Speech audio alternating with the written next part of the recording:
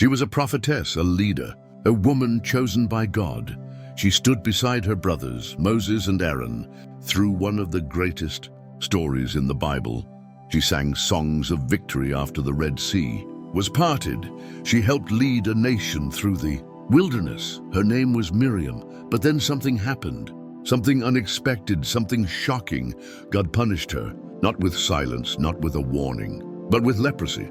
Yes, the same woman who had once praised God with tambourines and dancing now stood outside the camp, alone, ashamed, and covered with a terrible disease. Why? What did she do to deserve such a punishment? What mistake could be so serious that even a prophetess, someone so close to God, would be struck down? This story is more than just a moment of judgment.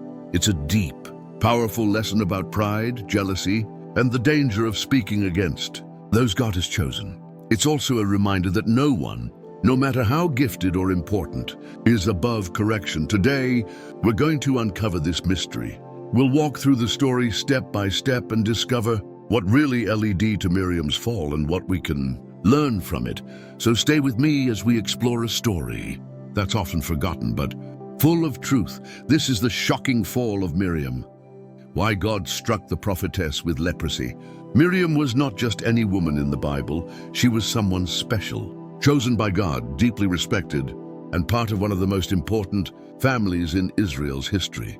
She was the older sister of Moses and Aaron, and from her early years, she played a big part in God's plan for his people. If you remember the story of baby Moses floating in a basket on the Nile River, it was Miriam who watched over him. She stayed nearby and made sure he was safe. She even spoke to Pharaoh's daughter, helping her own mother become Moses' nurse. That was the kind of girl she was, bold, smart, and ready to act. As the Israelites grew into a nation and escaped slavery in Egypt, Miriam didn't fade into the background. She stepped into a powerful role. The Bible calls her the first female prophetess, Exodus 15:20. That means God gave her messages to share with his people, and the people listened. After God parted the Red Sea and saved the Israelites from Pharaoh's army, Miriam led the women in worship. With tambourines in their hands and joy in their hearts, she led them in, singing praises to the Lord. It was a powerful moment, a sign that she was a true leader among the people. She wasn't just a background figure. She stood beside Moses and Aaron as they led the Israelites through the wilderness. She had a voice, she had influence, she had the trust of the people. But sometimes, even great leaders fall. Let's move forward in the story to Numbers. Chapter 12, this is where things take a sudden turn. One day, Miriam and Aaron began to speak against Moses. The reason: Moses had married a Cushite woman, which means she was from Ethiopia, she was not from Israel. And for some reason, this didn't sit well with Miriam and Aaron. They began to question not just Moses' choice in marriage, but also his position with God. They said, "Has the Lord spoken only through Moses? Hasn't he also spoken through us?" Now that might sound like a simple question, but there was something much deeper going on. This wasn't just about Moses' wife, and it wasn't just a question, it was jealousy. Miriam and Aaron were both leaders. They were close to God, but Moses had something more, something unique. The Bible says that God spoke to Moses face to face, clearly, not in riddles or visions.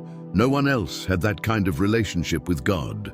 And Miriam, it seems she wanted that kind of status too. So what she did wasn't just gossip. It was rebellion. She wasn't just talking about her brother behind his back. She was challenging God's chosen leader. And by doing that, she was challenging God himself. This was serious. And God was listening. Suddenly the Lord stepped in. God called all three siblings, Moses, Aaron, and Miriam, to the tent of meeting, a special place where God would come down in a cloud to speak. Imagine the scene. A thick cloud appears. The voice of God thunders. Everyone is silent. Then God speaks. He begins by making it clear that he speaks to many prophets through dreams and visions, but not with Moses. With Moses, God speaks clearly and directly as a friend would speak face to face. God says, "Why then, were you not afraid to speak against my servant Moses?" That was it. God had heard their words, and he was angry. The cloud lifted, and suddenly Miriam's skin turned white as snow. She had been struck with leprosy. Leprosy was a terrible disease in ancient times. It made the skin rot and caused people to be cast out of the camp, isolated from their families and friends. It was more than a physical illness. It was a public sign of shame and separation. Aaron immediately turned to Moses, horrified. He cried out, begging for forgiveness. He said, "Please, my Lord, do not hold against us the sin we have so foolishly committed." Then Moses, full of mercy, prayed for his sister, saying, "Oh God, please heal her." God responded, but he didn't heal her right away. He said, "Miriam must stay outside the camp for 7 days, as if she were unclean." It was both a punishment and a lesson for Miriam, for Aaron, and for the entire nation of Israel. Now, here's something interesting. Why was only Miriam punished with leprosy? Why not Aaron too? Most Bible scholars believe that Miriam was the one who led the complaint. She may have stirred up Aaron or taken the lead in criticizing Moses. Because of that, God made an example out of her. It was a public sin, and God gave a public punishment. Miriam had a high position. She was trusted, respected, and loved. But with great influence comes great responsibility. When she let pride and jealousy take root, it led to a fall, one that was seen by the whole nation. As Miriam stood there covered in leprosy, her skin white as snow, the joy and confidence she once had were gone. Her punishment was public, her shame undeniable. Aaron, her younger brother and the high priest of Israel, was overwhelmed with guilt and fear. He turned to Moses, not as a fellow leader now, but as a man desperate for mercy. He said, "Please, my Lord, do not hold against us the sin we have so foolishly committed. Do not let her be like a stillborn infant coming out of its mother's womb with flesh half eaten away." Aaron was broken, and Moses, though he had been the one they spoke against, didn't hesitate. He looked to heaven and cried out, "Oh God, please heal her." Just 5 words, simple, honest, full of love. Moses didn't ask God to punish them. Further, he didn't remind God of their mistake. He simply asked for healing, and God listened. But God also wanted his people to learn a lesson.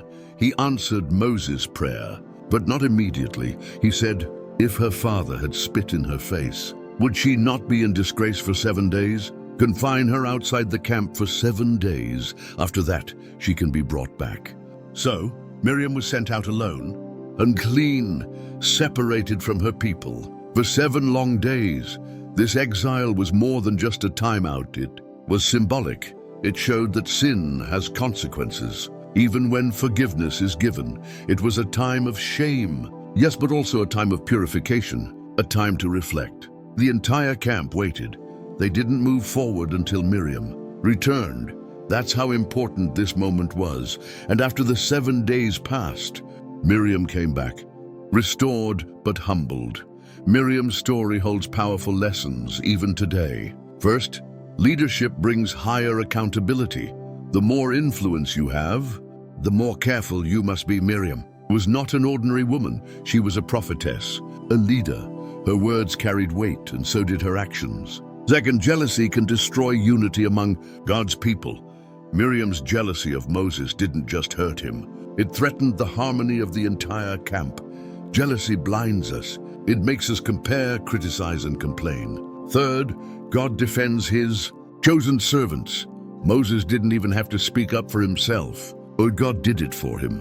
When someone is truly called and walking with God, he will protect them, even from those closest to them. Fourth, and perhaps most humbling, is this: even prophets are not above correction. Just because Miriam was a prophetess didn't mean she was perfect. God still held her accountable. He still disciplined her, and he still loved her.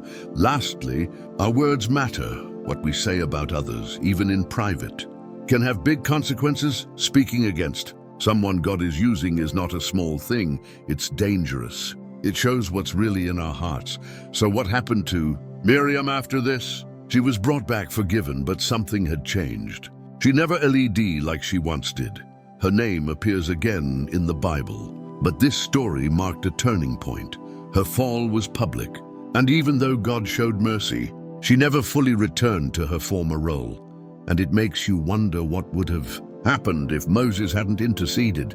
That simple heartfelt prayer, "Oh God, please heal her," might have saved her life. Sometimes the prayers of others are what stand between us and disaster, and sometimes we're the ones who need to pray for someone else, even when they've hurt us.